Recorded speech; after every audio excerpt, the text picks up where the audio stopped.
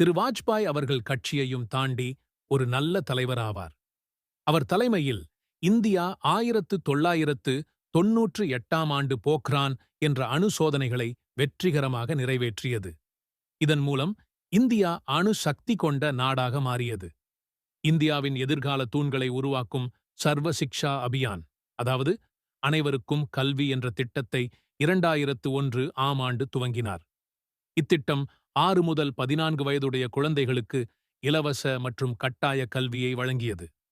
இந்த திட்டம் உங்களுக்கு பிடிக்கும்னா நம்ம சேனலை சப்ஸ்கிரைப் பண்ணுங்க. திரு வாஜ்பாய் அவரது காலத்தில்தான் பாகிஸ்தானுடன் நல்லுறவு ஏற்படுத்துவதற்காக 1999ஆம் ஆண்டு தெலுங்கு மற்றும் லாகூர் இடையே பஸ் சேவையை தொடங்கினார். இவர்தான் தங்க சாலை திட்டம் என்ற பெயரில் கிராமப்புறங்களில் சாலை கட்டுமானத்தை மேம்படுத்தி கிராமங்களை நகரங்களுடன் இணைத்தார். இந்த திட்டம் இந்தியாவின் முக்கிய நகரங்களை இணைக்கும் நெடுஞ்சாலைகளை கட்டியமைத்தது. இதன் மூலம் பொருளாதார வளர்ச்சி அதிகரித்தது. அவரது ஆட்சியில் இந்தியா அமெரிக்கா, இஸ்ரேல் மற்றும் சீனா போன்ற நாடுகளுடன் உறவுகளை மேம்படுத்தினார். இன்றும் நாம் பேசும் சந்திராயன் திட்டம் இந்தியாவின் முதல் சந்திர பயணமாகும். இது இந்தியாவின் விண்வெளி ஆராய்ச்சியில் முக்கியமான படியாகும்.